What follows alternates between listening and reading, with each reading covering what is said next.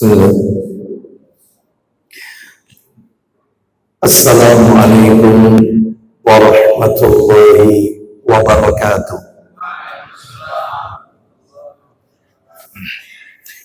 Alhamdulillah hamdan katsiran tayyiban mubarakan fi kama yuhibbu rabbuna wa yarda. Wa ashhadu an la ilaha illallah wahdahu la syarika lah wa ashhadu anna Muhammadan abduhu wa rasuluh. Ya ayyuhalladzina amanu taqullaha haqqa tuqatih wa la tamutunna illa wa antum muslimun. Amma ba'du, fa inna asdaqal hadisi kitabullah wa khairal hadi hadi Muhammadin sallallahu alaihi wasallam wa syarral umuri muhdatsatuha wa kullu muhdatsatin bid'ah wa kullu bid'atin dhalalah wa kullu dhalalatin finnar. Ikhwan wa akhwati fillah, bapak-bapak, ibu-ibu, kaum muslimin dan muslimat, jamaah salat maghrib Masjid Darussalam yang semoga dimuliakan oleh Allah Subhanahu wa ta'ala. Puji dan syukur senantiasa kita panjatkan kepada Allah Tabaraka wa ta'ala atas segala karunia nikmat yang telah Allah berikan kepada kita. Salah satu di antara sekian banyak kenikmatan-kenikmatan tersebut yang kita rasakan pada malam hari ini adalah Allah Subhanahu wa ta'ala memberikan kesempatan kepada kita untuk melaksanakan amalan-amalan ketaatan kepada Allah Subhanahu wa ta'ala. Diawali dengan salat maghrib berjamaah, dilanjutkan dengan talabul ilmi, dan berakhir dengan melaksanakan salat isya yang dikerjakan secara berjamaah pula. Semoga rangkaian amal-amal ketaatan yang kita lakukan malam hari ini semuanya diterima dan diridhai oleh Allah Subhanahu wa ta'ala. Lebih dari itu, Bapak Ibu sekalian, di dalam hadis yang diriwayatkan oleh Imam Muslim, yang mana hadis ini sering kami sampaikan, bahkan mungkin di antara kita sudah familiar dengan hadis ini. Hadis riwayat Muslim dari sahabat Abu Hurairah radhiyallahu anhu, dia berkata, Rasulullah sallallahu alaihi wasallam, beliau pernah melontarkan pertanyaan kepada para sahabat. Nabi bertanya, ala adullukum ala ma yamhullahu bihil khataya wa yarfa'u bihid darajat. Kata Nabi, maukah kalian aku tunjukkan satu amalan yang bisa menghapus kesalahan, bisa menghapus dosa, dan mengangkat derajat di sisi Allah kelak di yaumil qiyamah? Maka para sahabat mendengar pertanyaan tersebut, mereka menjawab, mereka mengatakan menjawab, bala ya Rasulullah, tentu kami mau, wahai Rasulullah, sampaikan kepada kami, tunjukkan kepada kami amalan apakah tersebut yang bisa melunturkan, menghapus kesalahan, dosa, dan mengangkat derajat? Nabi Sallallahu Alaihi Wasallam menjawab, ada 3 amalan. Yang pertama adalah isbahul wudu'i alal makarih. Yang pertama, menyempurnakan wudu di saat yang sulit. Berwudu di saat yang sulit. Contohnya, berwudu di musim dingin, atau berwudu dalam keadaan dia sakit misalnya, sehingga dia tidak memilih tayammum. Sebenarnya dia dibenarkan dengan memilih memakai debu, yaitu tayammum, tetapi dia tetap memilih dengan menggunakan air, yaitu wudu. Maka berwudu, menyempurnakan wudu di saat yang sulit. Nah, kondisi sulit ini amalan pertama, menghapus kesalahan, mengangkat derajat. Yang kedua adalah wa kasratul khuta ilal masajid, memperbanyak langkah menuju masjid. Ingat, memperbanyak langkah berarti melangkahkan kaki ke masjid. Lalu bagaimana dengan mereka yang ke masjid dengan menggunakan kendaraan, berkendara? Boleh. Namun parkirnya agak jauh. Karena yang terhitung langkah kakinya. Jika tidak memungkinkan karena masjid sudah menyediakan lahan parkir, apalagi jika kita parkir letaknya agak jauh, maka tentunya mudaratnya lebih besar, membahayakan bagi kita. Maka boleh, nggak apa-apa, parkir di tempat yang telah disiapkan oleh masjid, namun menuju ke masjid maka mempersedikit langkah, yaitu apa itu istilahnya? Memendekkan langkah. Nah, menuju masjid, karena memang yang ditulis adalah yang tercatat langkah kakinya ke masjid. Ini bisa menghapus dosa, mengangkat derajat. Dan yang terakhir, yang ketiga adalah wantidharus salati ba'da salat, menunggu salat setelah salat, menunggu 2 salat fardu, menunggu di antara 2 salat fardu, menunggu salat fardu setelah dia mengerjakan salat fardu, sebagaimana yang kita lakukan malam hari ini, menunggu salat isya setelah kita salat maghrib, begitu seterusnya. Baik, mudah-mudahan apa yang Nabi sebutkan dalam hadis tersebut, riwayat Muslim di nomor 251, Allah senantiasa memasukkan kita semua ke dalam daftar hamba-hambanya yang mendapatkan ganjaran pahala seperti yang Nabi sebutkan dalam hadis beliau tersebut. Bapak Ibu kaum muslimin dan muslimah rahimani wa rahimakumullah, malam hari ini kita akan melanjutkan materi kita pekan yang lalu, Selasa pekan keempat. Materi kita masih tetap menukil dari buku yang ditulis oleh Ustadz kita, yaitu Ustadz Yazid bin Abdul Qadir Jawas rahimahullah. Buku beliau yang berjudul Syarah Rukun Islam, penjelasan tentang rukun Islam. Dan kita masih berada pada rukun Islam yang pertama, mengucapkan 2 kalimat syahadat. Dan kita terakhir sudah masuk pada syahadat yang kedua, yang berbunyi wa asyhadu anna Muhammadar Rasulullah, dan aku bersaksi bahwasanya Nabi Muhammad itu adalah utusan Allah. Maka ketika seseorang mengucapkan kalimat tersebut, dia wajib menjalankan konsekuensi. Apa konsekuensinya? Di antara konsekuensi yang sudah kita bahas adalah kita sudah masuk poin yang ke-10.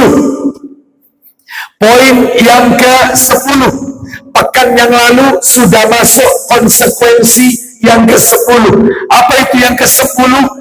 Menumbuh suburkan sunnah-sunnah Nabi Sallallahu Alaihi Wasallam yang sudah mulai asing. Menumbuh suburkan sunnah Nabi yang sudah mulai ditinggalkan oleh umatnya. Sebagaimana Rasulullah Sallallahu Alaihi Wasallam, beliau bersabda, diriwayatkan oleh Imam Muslim di nomor yang ke-145 dalam kitab sahihnya nomor 145 Sahih Muslim. Nabi bersabda, bada'al islamu ghariban wa sayaudu kama bada'a ghariban fatuba lil ghuraba. Kata Nabi, Islam ini pertama kali datang dianggap asing, dan nanti kata Nabi akan kembali asing. Enggak, Islam ini datang dianggap aneh, dan nanti kata Nabi akan kembali dianggap aneh. Lalu Nabi menutup sabdanya, fatuba lil ghuraba, maka berbahagialah, beruntunglah orang-orang yang asing, orang-orang yang dianggap aneh. Muncul pertanyaan dalam hati kita, Ustaz, yang dimaksud dengan beruntunglah orang-orang yang terasing, orang-orang yang dianggap aneh, itu apa maknanya? Ternyata hadis ini, riwayat Muslim tadi, dijelaskan dalam riwayat Tirmidzi, dalam kitab Sunan Tirmidzi. Apa kata Nabi? Nabi menjelaskan yang dimaksud dengan berbahagialah orang-orang yang asing, orang-orang yang aneh. Kata Nabi, alladzi, nah ini orang-orangnya, alladzina yuslihuna ma afsadan nas min ba'di min sunnati. Siapa orang yang aneh, siapa orang yang asing itu? Yaitu orang-orang yang memperbaiki sunnahku, orang-orang yang menumbuh suburkan sunnah-sunnahku sesudah dirusak oleh manusia, sesudah ditinggalkan oleh umatku, kata Nabi. Makanya kita saat ini yang tidak berjumpa dengan Nabi karena Nabi telah wafat, kita yang tidak melihat raut wajah Nabi, lalu kita istiqomah menjalankan sunnah-sunnah Nabi, ya, maka tentunya harus siap-siap, siap-siap dikucilkan orang, siap-siap dianggap aneh, siap-siap dikatakan, yaitu kembali ke zaman onta, siap-siap dikatakan, yaitu sebagai orang yang intoleran dan seterusnya. Banyak sekali tudingan, tuduhan. Oleh karena itu, menggenggam sunnah itu seperti menjalankan sunnah, itu seperti menggenggam bara api. Bara api Anda pegang panas. Apakah harus dilepas? Nggak boleh dilepas. Tetap harus digenggam sekalipun panas. Itulah makna menjalankan sunnah di zaman seperti ini. Ya, maksudnya panasnya apa? Panasnya menjalankan sunnah, telinga kita harus panas karena dirasani orang, diolok-olok, diejek, dikucilkan keluarga, dianggap yaitu aliran teroris, atau dianggap intoleran, atau dianggap orang yang aneh dan seterusnya. Maka itulah yang harus siap untuk kita terima, karena resikonya menjalankan sunnah seperti itu. Mungkin Bapak Ibu sekalian di dalam hati bertanya-tanya, sebelum saya lanjutkan materinya ini, bertanya-tanya, apa sih sunnah itu? Apa sih sunnah itu? Pak, Bu, mohon maaf, Sunnah itu kalau definisinya menurut ahli fikih, definisi fikih ya seperti yang panjenengan selama ini dengarkan. Sunnah itu adalah melakukan amal ibadah, ya, mengerjakan ibadah. Nah, sunnah itu sesuatu yang jika kita kerjakan mendatangkan pahala. Jika tidak kita kerjakan, maka tidak berdosa. Saya tidak sepakat dengan definisi ini.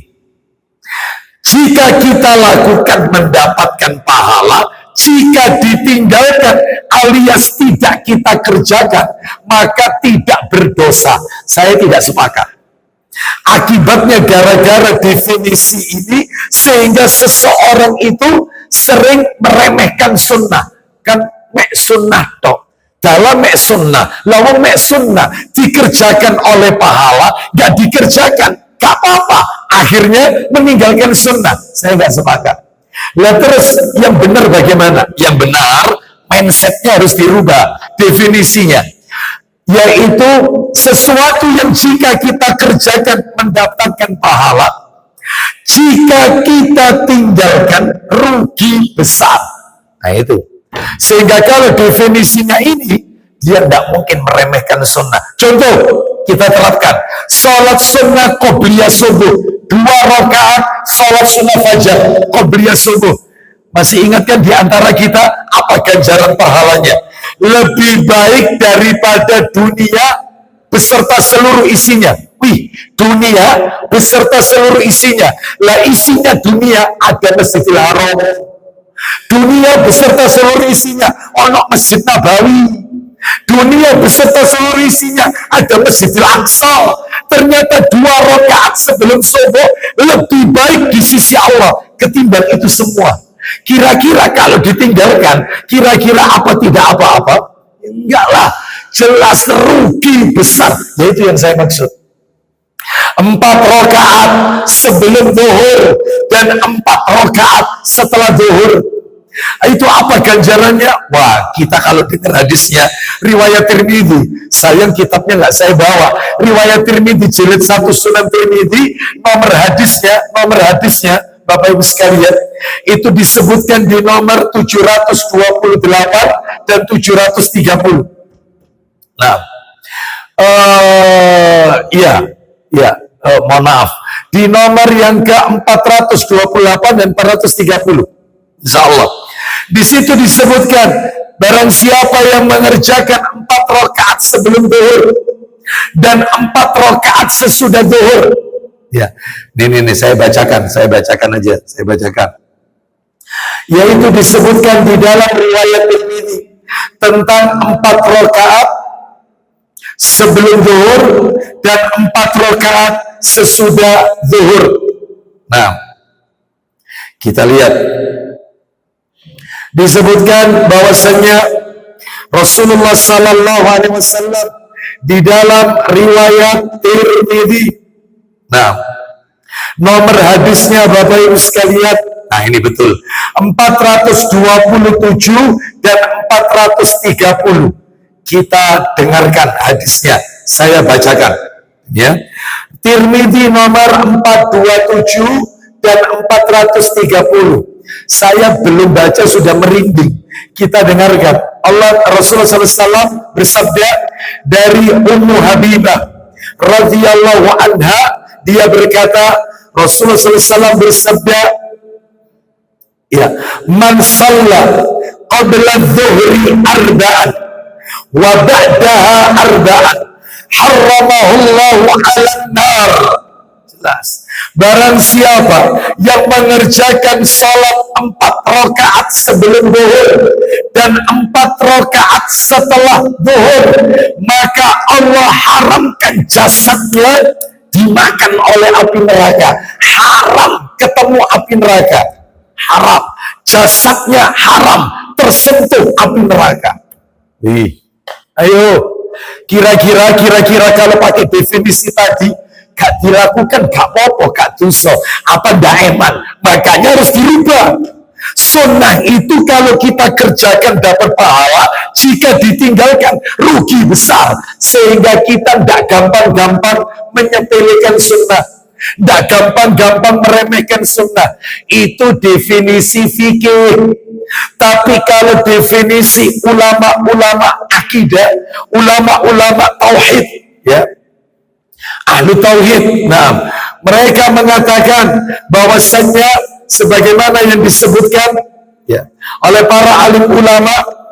Nah, Bapak Ibu sekalian, sebagaimana yang itu disebutkan oleh Ibnu Taimiyah rahimahullah dalam majmu' fatwanya, bahwasanya beliau rahimahullah berkata, sunnah itu adalah apa-apa yang disyariatkan oleh Allah dan Rasulnya dari agama ini, baik itu dalam bentuk ucapan qaul atau dalam bentuk fi'il perbuatan atau dalam bentuk takrir penetapan. Jadi semua yang disyariatkan oleh Allah dan Rasulnya, ya, semua yang disyariatkan oleh Allah dan Rasulnya dalam agama ini, entah itu berupa ucapan, perbuatan atau penetapan, maka itulah yang namanya sunnah. Lah sunnah itu ada dua. Sebagaimana Nabi sallallahu alaihi wasallam pernah mengatakan sebelum Nabi wafat, Nabi memberikan wejangan kepada para sahabat. Apa kata Nabi? Ya, bahwasanya kalian akan melihat sepeninggalku nanti, maka umat Islam ini akan bercerai-berai, centang perenang seperti buih yang ada di lautan. Mereka tidak bersatu. Nah, solusinya gimana supaya umat Islam ini bisa bersatu? Ya, ternyata yang Nabi sampaikan terjadi seperti yang kita lihat sekarang ini. Di dalam Islam banyak kelompok, banyak, Bapak Ibu sekalian, banyak aliran, banyak kelompok. Lah supaya bersatu, tidak centang perenang, apa kata Nabi? Fa'alaikum bisunnati, fa'alaikum min sunnati, nah, wa sunnatil khulafa'ir rasyidin al-mahdiyyin, sebagaimana disebutkan di dalam riwayat Ibnu Majah radhiyallahu rahimahullah, riwayat Ibnu Majah, disebutkan oleh sahabat Irbad bin Sariyah radhiyallahu an. Ibnu Majah nomornya nomor 42. Nah, Nabi sallallahu alaihi wasallam bersabda, "Fa'alaikum bisunnati wa sunnatil khulafa'ir rasyidin al-mahdiyyin, tamassaku biha wa addu 'alaiha bin nawajid." Wa'addu 'alaiha bin nawajid. Kata Nabi sallallahu alaihi wasallam, ikutilah sunnahku dan sunnah khulafa'ur rasyidin. Berarti sunnah itu ada dua. Ada sunnah Rasul, ada sunnah para sahabat. Ya, ada sunnah Nabi, ada sunnah para sahabat. Berarti sunnah itu ada dua. Baik. Jadi ini menunjukkan dan kata Nabi selanjutnya, dan gigitlah kedua sunnah tersebut dengan gigi geraham kalian. Nabi memberikan isyarat dengan gigi geraham, karena gigi geraham kalau menggigit lebih kuat daripada gigi depan. Maksudnya Nabi pegang erat-erat. Berarti yang harus kita pegang dua sunnah, sunnah Rasul dan sunnah para sahabat ridwanullah alaihim ajmain. Baik, kita lanjutkan materi kita Bapak Ibu sekalian. Kemarin pekan yang lalu kalau tidak salah, saya sudah memberikan contoh-contoh sunnah-sunnah Nabi yang sudah mulai ditinggalkan. Sunnah-sunnah Nabi yang sudah mulai ditinggalkan. Saya punya materi khusus sebenarnya pembahasan ini, membahas kitab. Judulnya nama kitabnya adalah Sunanu Qallal Amalu Biha. Itu nama kitabnya. Saya ulang ya, nama kitabnya Sunanul Qallal Amalu Biha. Judulnya itu sudah diterjemahkan bukunya. Sunnah-sunnah Nabi yang asing, sunnah-sunnah Nabi yang sudah ditinggalkan oleh umatnya. Materi itu saya bahas sebulan sekali di Masjid Pondok Mutiara, Sidoarjo. Kajiannya Ahad pertama ba'da subuh. Itu khusus membahas sunnah Nabi yang sudah mulai ditinggalkan oleh umatnya. Ahad pertama ba'da subuh di perumahan Pondok Mutiara, di masjidnya. Nah, salah satunya yang sudah kami sebutkan kemarin, Yang kemarin itu sudah berapa poin kemarin itu? Sunnah Nabi yang asing. 4 apa 5 ya? Di antaranya adalah sunnah Nabi yang sudah mulai ditinggalkan. 1, melafadzkan adzan dengan 17 kalimat. Biasanya kita kan 15 kalimat. Ini enggak 17 kalimat. Ya, bagaimana 17 kalimat kemarin itu? Allahu Akbar, Allahu Akbar. Cuma 2 kali aja takbirnya. Terus asyhadu an la ilaha illallah, itu rendah. Asyhadu an la ilaha illallah. Ya. Terus asyhadu anna Muhammadar Rasulullah, rendah. Asyhadu anna Muhammadar Rasulullah, rendah. Baru sekarang tinggi. Asyhadu an la ilaha illallah. Loh, berarti diulangi lagi. Iya. Ulangi. Terus asyhadu an la ilaha illallah, asyhadu anna Muhammadar Rasulullah, asyhadu anna Muhammadar Rasulullah, hayya 'alas salah, hayya 'alas salah, hayya 'alal falah, hayya 'alal falah, Allahu akbar, Allahu akbar, la ilaha illallah. 17 kalimat. Biasanya yang kita dengarkan 15 kalimat. Ini riwayat Muslim. Ini kalau kita terapkan ribut. Rame, ya, jarang kan yang mendengarkan ini kan, jarang, ya. Jadi makanya kita mendengarnya toh, masa iya aneh kan, karena nggak pernah disampaikan, karena nggak pernah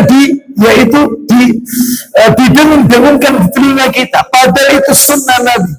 Yang kedua kemarin apa itu? Yang kedua mengucapkan wa'ana saat muadzin mengucapkan 2 kalimat syahadat. Jadi kalau muadzin yang mengucapkan melafadzkan asyhadu an la ilaha illallah, lah kita kan harus menirukan muadzin, itu diucapkan wa'ana asyhadu an la ilaha illallah, asyhadu an la ilaha illallah, kita baca wa'ana asyhadu an la. Apa artinya wa'ana? Dan saya juga ketika muadzin melafadzkan asyhadu anna Muhammadar Rasulullah wa ana asyhadu anna Muhammadar Rasulullah, aku bersaksi bahwasanya Nabi Muhammad itu utusan Allah. Ini diriwayatkan oleh siapa? Abu Dawud, nomornya 526. Nabi ngajarkan, jarang kan kita dengarkan, aneh kan? Karena nggak pernah kita dengar. Padahal ini sunnah Nabi. Oh, ya.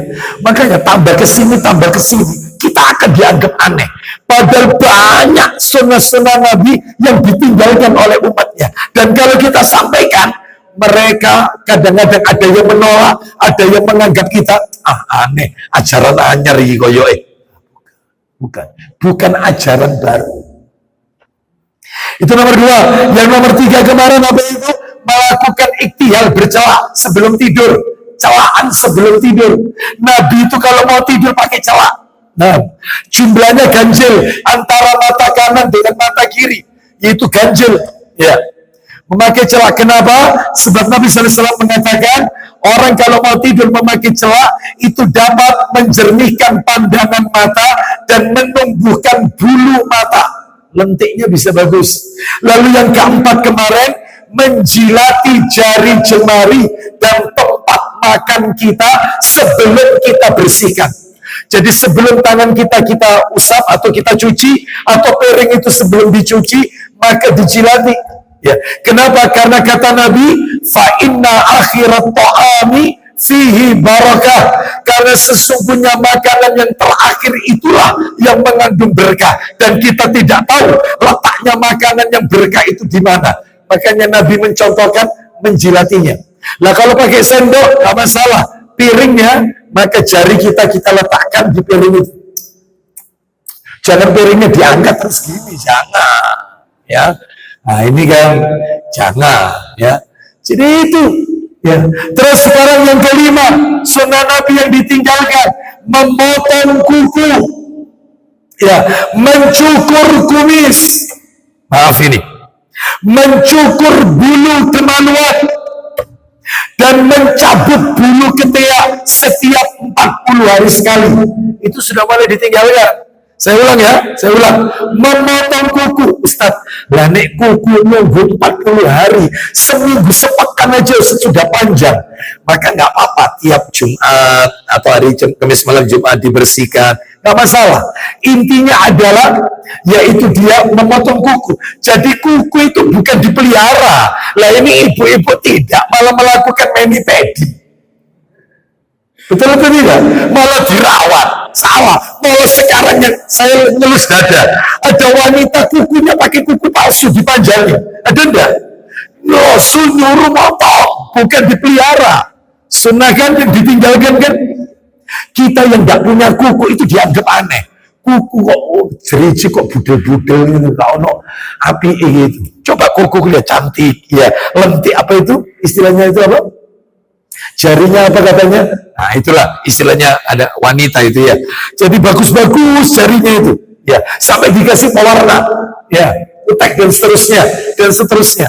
Nah maka Bapak Ibu sekalian itu dipotong. Jadi saya ulang ya, 40 hari sekali tadi itu apa saja? Memotong kuku, terus mencukur kumis.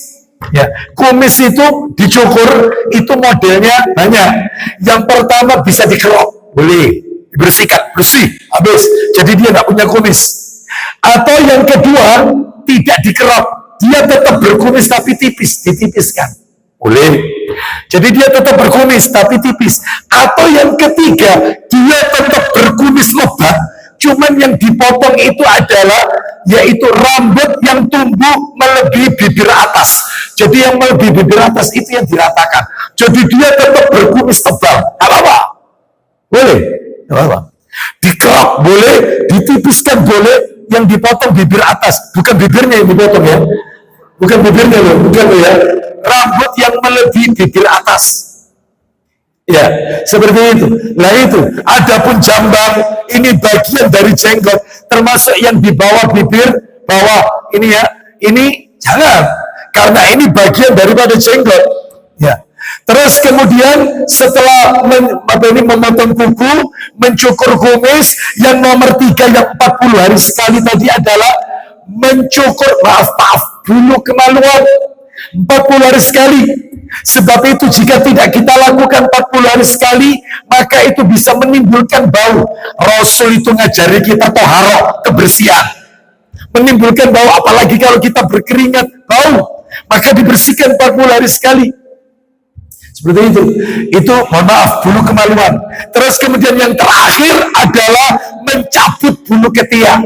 Dari tadi kalau kumis dicukur, kalau maaf bulu kemaluan dicukur, giliran bulu ketiak dicabut. Supaya apa? Mengurangi pertumbuhan yang menghilangkan. Sebab kalau dikerok, maka dia akan tambah lebat. Tapi kalau kita sakit mencabutnya, nggak apa-apa dikerok. Intinya jangan dibiarkan. Itu 40 hari sekali dibersihkan. Dalilnya ada ini, ada. Dalilnya disebutkan dalam riwayat Tirmidzi, Sunan Tirmidzi, nomornya 2759. Nabi Sallallahu Alaihi Wasallam bersabda dari Anas ya, Anas radhiyallahu anhu, dia berkata Rasulullah Sallallahu Alaihi Wasallam bersabda 2759 Tirmidzi. Nabi bersabda, "Wukita lana fi qassish syaribi wa taqlimil adfari wal halqil anati wa natfil ibti la yutraku aksara min arba'ina yauman." Artinya telah ditetapkan waktu bagi kami. Telah ditetapkan waktu bagi kami untuk mencukur kumis, memotong kuku, mencukur bulu kemaluan, dan mencabut bulu ketiak. Kesemuanya tidak ditinggalkan lebih dari 40 hari. Jadi tidak boleh lebih dari 40 hari sekali. Kurang dari itu nggak apa-apa. Ya, kita bersihkan seperti itu. Ya, Pak Bu, mohon maaf ya sekalian, mumpung nyinggung nomor 5 ini. Mohon maaf ini. Di tubuh kita ini, tubuh panjenengan, itu ada 3 rambut atau 3 bulu yang kedudukannya di dalam Islam berbeda-beda. 3 rambut atau 3 bulu yang kedudukannya di dalam Islam berbeda-beda. 1, ada rambut di tubuh kita, bulu di tubuh kita, wajib dipotong. Tidak boleh dibiarkan. Wajib dipotong. nggak boleh dibiarkan. Bulu apa? Satu, bulu ketiak, wajib dihilangkan. Dua, kumis. Yang ketiga, maaf, bulu kemaluan, wajib dihilangkan, nggak boleh dibiarkan. Dan batasnya 40 hari sekali. Itu nomor satu, wajib. Yang kedua, nah ini yang kedua, kebalikannya. Rambut di tubuh kita yang wajib dibiarkan, nggak boleh dipotong. Wajib dibiarkan, nggak boleh dipotong. Apa itu? Jenggot. Ada ibu-ibu berkata, Ustadz, suami saya itu berjenggot, Ustadz. Cuman satu tak, Ustadz. Dan itu pun satu panjang. Jadi kalau naik motor itu ke belakang jenggotnya itu begini. Saya itu gemes keping tak cabut gitu loh, Ustadz ya. Kok cuma satu? Biarkan. Jangan disiapi cukur di kamar mandi, biarkan. Meskipun tumbuh sedikit. Ustadz, kalau nggak berjenggot suami saya, nggak usah memaksakan diri beli obat, apa itu penumbuh, apa itu? Minyak penumbuh. Nggak usah. Sudah, kan banyak asatidah kita, ustadz-ustadz kita yang tidak berjenggot. Ya sudah, takdirnya begitu.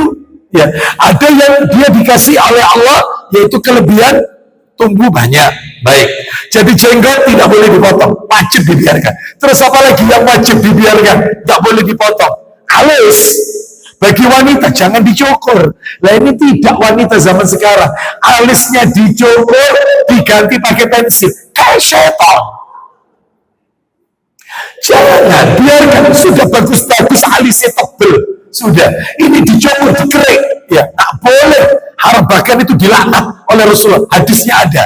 Allah melaknat ya orang yang mencukur alisnya dan yang minta dicukur, dua-duanya. Yang mencukur sama yang meminta atau yang mencukurnya, dua-duanya. Baik, terus itu nggak boleh kecuali kalau alisnya itu panjang sudah nutupi matanya.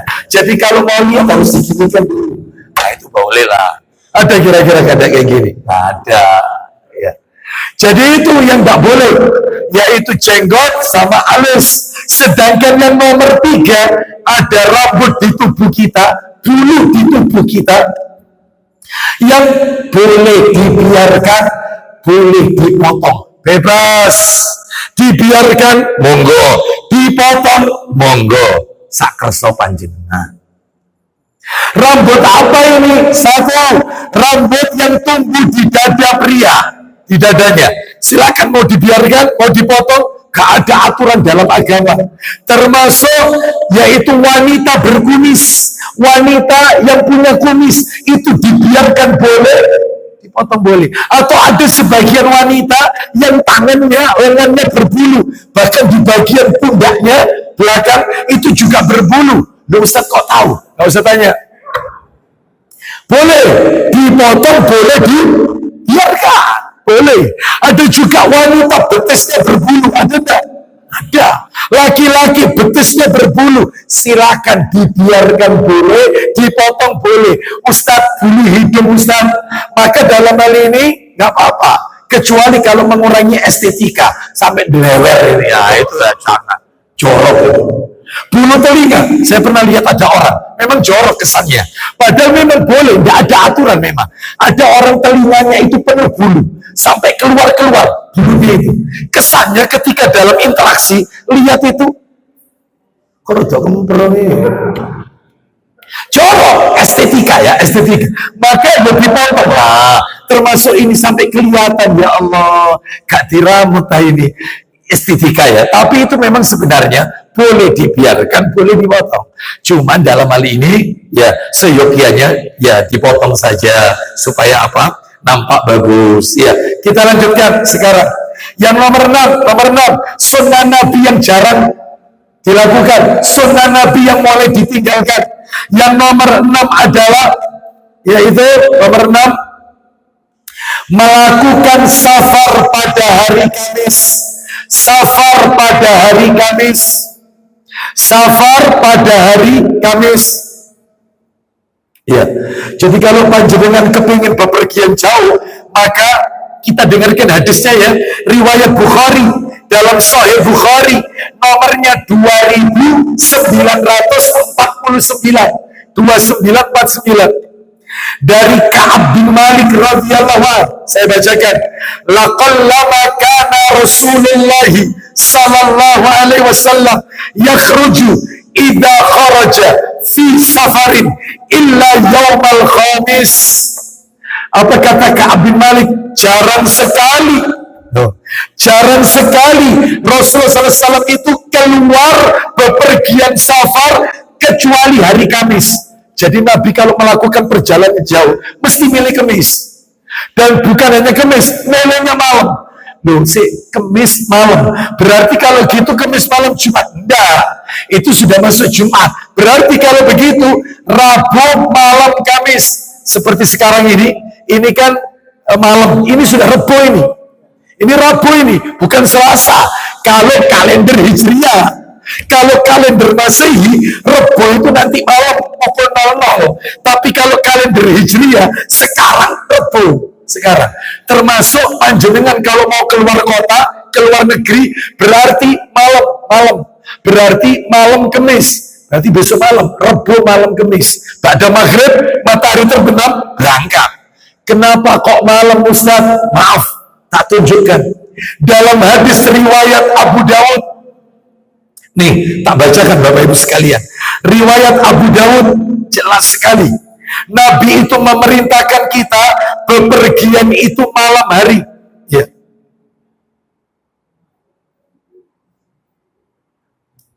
Ya, kenapa? Karena Rasulullah Sallallahu Alaihi Wasallam bersabda. Saya bacakan dikit ya. Kita lihat. Nah ini. Nabi Sallallahu Alaihi Wasallam beliau bersabda dalam riwayat Abu Daud, alaikum bidulja fa innal arda tutwa billail. Riwayat Abu Daud, Rasulullah SAW bersabda, hendaklah kalian bepergian pada waktu malam. Karena apa? Karena pada waktu malam itulah bumi itu dilipat sehingga perjalanan terasa dekat dan terbukti Bapak Ibu. Saya pernah membuktikan, ya, ternyata paling enak safar itu bukan siang, tapi malam. Saya pernah pada waktu itu, lama sekalinya, sebelum pandemi, lama sekali. Jadwal pemberangkatan, yaitu grup kita, pada waktu itu mau umroh, itu pukul 8 malam. Jamaah jam 4 sore, itu sudah di bandara. Jam 4 sore. Karena internasional 4 jam sebelumnya sudah ada di bandara. Kita take off, yaitu jam 8. Jadi kurang lebih 2 jam sebelumnya sudah boarding. Baik. Jam 8 berangkat. Langsung direct Madinah. Perjalanan 10 jam. Kurang lebih. 10-11 jam. Anggap 10 jam. Kurang lebih. Anda itu jam 8 malam. Pukul 20 ya berarti ya. Pukul 20. Pukul 20 ke 21. Berarti 1. 22. 23. Pukul 00. Pukul 1 dini hari. Pukul 2. Pukul 3. Pukul 4. Pukul 5. Pukul 6. Pukul 6 pagi nyampe Madinah. 6 pagi Indonesia. Sedangkan di Madinah jam 4 pagi. Jadi jamaah masuk pesawat itu jam 8 malam. Itu langsung orang. Mereka kan 4 jam di bandara nunggu kan. Capek. Tiba-tiba landing. Dilihat, Ustaz, ini waktu Saudi masih jam 4 pagi.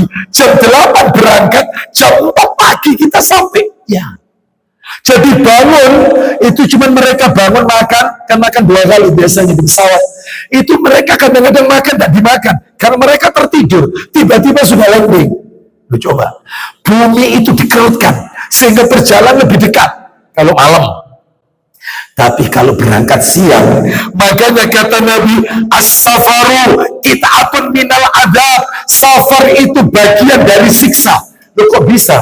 Orang safar itu bagian dari siksa. Pak, katanya Nabi, kenapa tidak siksa? Lawang orang ketika safar tidur tidak nyaman, tidur dalam keadaan duduk terus 10 jam di pesawat tidak nyaman, makan tidak enak, belum lagi makanan yang ada di pesawat tidak cocok dengan lidah kita, mungkin belum lagi ya duduk terlalu lama, kaki menggantung, itu juga tidak nyaman, bikin kaki bengkak, kram. Makanya betul, safar itu adab, nggak nyaman, nggak nyaman. Gak nyaman. Belum lagi masuk toiletnya pesawat sempit, ya. Belum lagi kita khawatir kena najis pakaian kita dan seterusnya. Gak nyaman. Safar itu adab. Makanya karena safar itu adab, carilah yang enak. Berangkat malam hari, ya, hari Kamis. Makanya Ustaz lah, kalau misalnya liburnya kita itu Sabtu sama Ahad, Ustaz, sehingga kita safarnya satu, ya enggak apa-apa. Cuman masalahnya kalau panjenengan pilih hari Kamis, itu sesuai sunnah Nabi. Nah, gitu ya. Makanya nanti kalau musim liburan sekolah, mungkin orang tuanya juga ikut libur, biasanya gitu ya.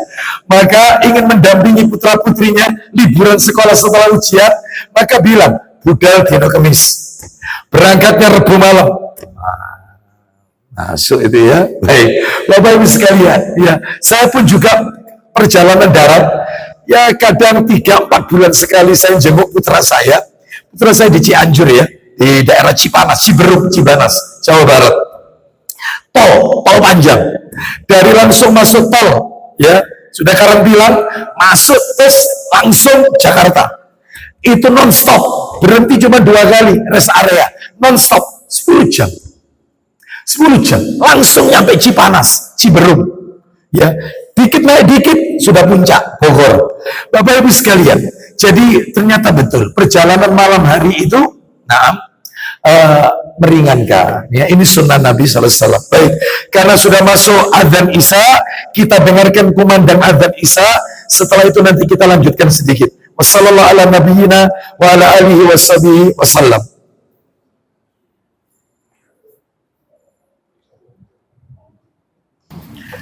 Sampai nomor berapa tadi?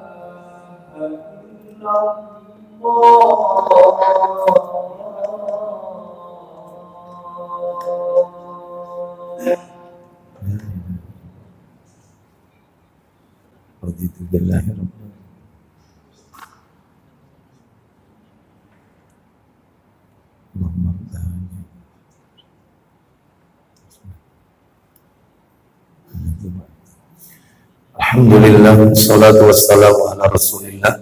Abad. Kita lanjutkan satu poin Bapak Ibu sekalian, yang ketujuh. Yang ketujuh, sunnah-sunnah Nabi yang sudah ditinggalkan. Sunnah-sunnah Nabi yang dianggap aneh jika kita mengerjakannya. Yang ketujuh adalah sholat dengan memakai sandal. Sholat dengan memakai sandal. Dan ini pun jika kita lakukan, maka tentunya banyak orang yang menolak. Ya, boleh kita lakukan di rumah Bapak Ibu, boleh. Ketika kita sholat sunnah, misalnya, silakan. Yaitu ketika sholat tahajud, sholat witir, ya. Atau mungkin kalau memang takmir masjidnya mengizinkan, ya nggak apa-apa. Asalkan sandal yang kita pakai di luar dengan sandal yang kita pakai di dalam masjid, maka itu berbeda atau terhindar dari kotoran atau najis. Nah, mungkin ada yang bertanya, Nabi mensunahkan itu, Nabi memakai sandal ketika sholat karena lantainya bukan granit, Ustaz. Lantainya bukan marmer, lantainya bukan keramik, lantainya itu tanah. Pak, Bu, mohon maaf, ini bukan masalah lantai. Lantai itu setiap zaman berubah-ubah. Dulu di zaman Nabi memang tanah, setelah Nabi wafat di zaman sahabat ganti lagi, lalu kemudian muncul keramik, muncul lagi yaitu granit, muncul lagi marmer. Saya nggak tahu 20-30 tahun ke depan lantai ini nantinya jadi apa, kita nggak tahu perkembangan zaman. Berarti bukan masalah lantai, masalahnya adalah kita memakai sandal atau sepatu ketika sholat, baik fardu maupun sunnah, untuk menyelisihi orang-orang Yahudi. Nah, kenapa? Kita dengarkan dalilnya, riwayat Abu Dawud, ini yang terakhir kami baca, Abu Dawud nomor 652, dari Syaddad bin Aus radhiyallahu anhu, dia berkata, Rasulullah SAW bersabda, khaliful Yahuda fa innahum la yusalluna fi ni'alihim wala khifafihim. Ya, yang artinya berpenampilanlah kalian yang berlainan dengan orang-orang Yahudi, karena orang Yahudi itu ketika mereka sembahyang, mereka tidak memakai sandal dan sepatu mereka, jadi mirip kayak kita. Ya, dan benar juga Bapak Ibu sekalian, beberapa kali, sudah lama ya. Terakhir yaitu kami bersama Ustadz Fadlan Fahamsyah Hafizahullah Ta'ala, yaitu pada saat membimbing umrah. Nah, waktu itu pakai mampir ke Palestina. Nah, di samping Masjidil Aqsa itu ada tembok ratapan. Kita lihat langsung dengan di mata telanjang ini, kita lihat langsung. Kepingin tahu, terutama yang dilakukan oleh Yahudi Ortodok yang pakai topi panjang, yang rambutnya di kelenteng itu. Nah itu ya. Kita sama tour leadernya orang sana tapi bisa bahasa Indonesia. Dia bilang, sambil jalan ya, jangan berhenti, sambil jalan. Boleh dilihat tapi sambil jalan, jangan berhenti. Baik. Kita saksikan. Jadi mereka lepas sepatu, lepas sandal, masuk, lalu kemudian mereka berlari menuju ke tembok ratapan itu sambil menempelkan pipinya, tangannya sama dadanya, nangis, makanya disebut tembok ratapan. Tak lihat, oh bener Nabi berarti. Mereka kalau sembahyang, mereka nggak pakai sandal. Beda sama Nasrani masuk gereja, mereka pakai sandal, mereka pakai sepatu. Kita kaum muslimin nggak boleh mencontoh mereka. Sesekali dengan telanjang kaki, sesekali memakai alas kaki. Jadi kalau terus-terusan tidak memakai sandal, telanjang kaki, ya khawatir niru Yahudi. Lah terus kalau pakai sepatu terus, sandal terus, khawatir menyerupai Nasrani. Kita disuruh menyelisihi ahlul kitab, Yahudi dan Nasrani. Jadi itu yang namanya boikot betulan. Jangan kemudian boikotnya cuman KFC sama McD sama Starbucks. Ya, gak gelem McDonald, gak gelem KFC, katanya berafiliasi dengan Israel. Ya, yang benar Yahudi. Nah, gitu. Gak mau ke Starbucks, tetapi ajaran Yahudi kita lakukan. Lawang orang Yahudi, kemarin saya sampaikan, kalau berpamitan itu ucapan salamnya dengan jari, kisbay, itu Yahudi. Kalau Nasrani pakai lambaian tangan, dada. Kita tidak. Ya, kaum muslimin punya syariat. Assalamualaikum warahmatullahi wabarakatuh. Itu kita lebih keren. Jangan niru mereka. Lah ini tidak. Pamitan sama ayahnya sama papanya. Ayo nak pamitan sama papa. Cium jauh. Yahudi malbu. Ya, sama mama sama papa dada. Mama dada. Nasrani. Ya. Jari ini boikot itu ya sekalian. Ojo mek produknya toh, kelakuannya mereka harus kita boikot. Seperti itu. Ya. Wallahu a'lam bishawab. Nah, ini adalah hal yang harus kita tumbuh suburkan, sunnah Nabi. Demikian yang bisa kami sampaikan. Insya Allah pada kajian berikutnya, jika Allah takdirkan kita bertemu kembali, kita akan lanjutkan poin yang ke-8. Ya, sunnah-sunnah Nabi yang jarang diamalkan. Wallahu a'lam bishawab. Kita tutup dengan kafaratul majelis. Semoga menjadi tambahan ilmu yang bermanfaat. Wassallallahu ala nabiyyina wa ala alihi washabihi wasallam. Subhanakallahumma wa bihamdika asyhadu an la ilaha illa anta astaghfiruka wa atubu ilaik. Wa akhiru da'wana anil hamdulillahi rabbil alamin. Assalamualaikum warahmatullahi wabarakatuh.